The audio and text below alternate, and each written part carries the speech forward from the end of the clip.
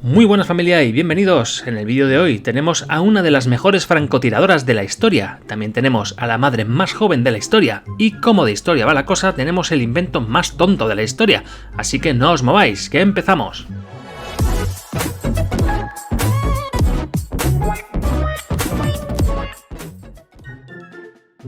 Y empezamos con la jovencísima Roza Shanina, francotiradora soviética que participó en la Segunda Guerra Mundial. Fue la responsable de 59 bajas confirmadas entre las filas enemigas, 12 de ellos francotiradores, y llegó a ser conocida como el terror oculto de Prusia.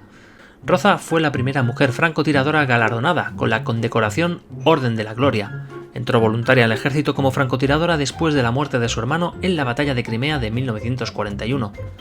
El 27 de enero de 1945, la joven Shanina, de tan solo 21 años, murió a causa de las heridas que le causó la explosión de una granada mientras protegía a un oficial de artillería herido.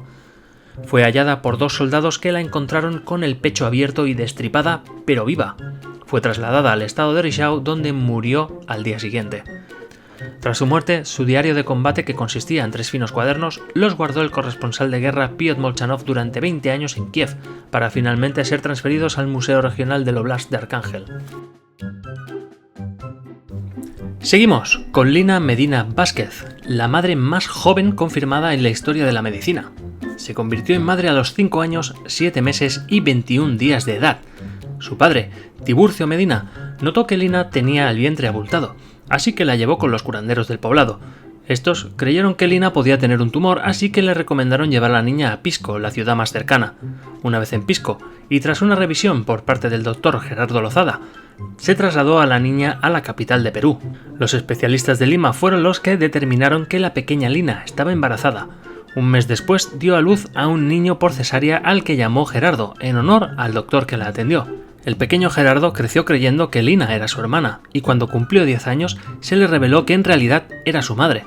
Gerardo murió a los 40 años por una rara enfermedad de médula ósea común en casos de incesto. Lina empezó a menstruar a la temprana edad de 2 años. Esto provocó que, tras ser violada, la joven quedara embarazada. Al principio se sospechó del padre e incluso llegó a estar preso, pero se pudo demostrar la inocencia de este. Después, la sospecha recayó sobre los hermanos, pero finalmente no se descubrió quién fue el autor de la violación. En el pequeño poblado de origen de la familia Medina, empezó a correr la leyenda de que Lina era una especie de Virgen María y que había concebido sin pecado por obra y gracia del Espíritu Santo. En su vida adulta, Lina se casó a los 33 años con Ricardo Jurado y tuvieron otro hijo. Poco después emigraría la familia al completo a la ciudad de Tijuana, México. Y pasamos a la mujer con más hijos del mundo, 69 bebés en 27 partos. Esta asombrosa e increíble marca data del siglo XIX y su protagonista fue una mujer rusa, la señora Vasilet, que vivió entre 1816 y 1872.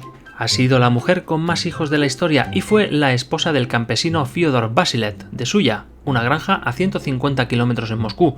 Por desgracia, no se conserva el nombre de la señora, así que únicamente podemos llamarla así, señora Vasilet. La señora tuvo 27 embarazos, pero si esto ya es sorprendente, más aún lo es el dato que viene a continuación. En esos embarazos tuvo 16 parejas de gemelos, 7 veces dio a luz a trillizos y en 4 ocasiones tuvo cuatrillizos. De los 69 hijos, 67 lograron sobrevivir, una hazaña para la época. Esto significa que estuvo embarazada durante más de 20 años de su vida. Además, y para mayor sorpresa, la mayoría de los hijos llegaron cuando la mujer ya tenía cierta edad, lo cual no era ni fácil ni habitual en aquellos tiempos. Pero también merece mención el padre, Fyodor Vasilet, porque no contento con su hazaña, se casó otra vez más, aunque con su segunda esposa solo tuvo 18 hijos más, fruto de 8 embarazos de la infortunada esposa. La extraordinaria fecundidad de la señora Vasilet fue tan conocida que incluso el zar Alejandro II le concedió una audiencia en su corte. Los descendientes de la familia aún viven en Rusia y disfrutan de algunos favores del gobierno. Y seguimos con la jaula para bebés. Bueno, cuidado, maticemos. Jaula para colgar a bebés de las ventanas. La jaula fue diseñada por Emma Reed en 1922. año del que data la patente, y el objetivo de la jaula era el de ofrecer al bebé los beneficios de la vida al exterior, pero dentro de casa. En esa época se decía que era beneficioso que los bebés pasaran tiempo fuera. Ahora se sigue diciendo, porque ciertamente es recomendable que les dé el sol, que respiren aire del exterior, que no pasen demasiado tiempo encerrados, que se estimulen, etcétera, etcétera. El problema es que dejar a un niño en un aparato que cuelga de una ventana, por muy seguro que sea, no lo veo.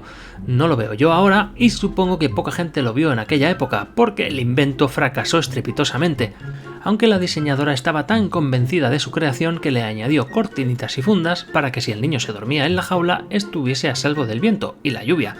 En fin, creo que viendo las fotos y pensando en aquellas personas que viven en un cuarto o en un quinto o en un 10º piso, llegamos rápido a la conclusión de que la jaula para bebés es una auténtica locura, y es que nadie con 2 dedos de frente dejaría a su hijo colgando de una ventana. Y hablando de bebés, como hilotemas, qué locura. En Ovninsk, una ciudad rusa al sureste de Moscú, una gata callejera salvó la vida de un bebé de tan solo 12 meses al que habían abandonado en la calle. Masha se acurrucó a su lado para darle calor y empezó a maullar como una loca para llamar la atención. Por suerte, Irna Labora, una vecina de la zona que suele cuidar y dar de comer a Masha, se encontraba cerca y escuchó al animal. Se acercó pensando que quizá estuviese herida o atrapada, pero al llegar vio al bebé junto a Masha y rápidamente llamó a la ambulancia. Después de un reconocimiento médico del pequeño, se constató que se encontraba en un perfecto estado de salud. El bebé no llevaba más de unas horas abandonado y gracias a la gatita Masha, el frío no hizo mella en él. Seguramente nunca te has fijado en cómo beben agua los perros, y resulta que es algo asombroso de ver. Curvan su lengua hacia atrás creando una cuchara que les permite arrastrar el agua hacia el interior de su boca. Aquí os dejo un vídeo grabado a cámara súper lenta por el programa de televisión Secret Life of Dogs, donde se aprecia esta increíble hazaña.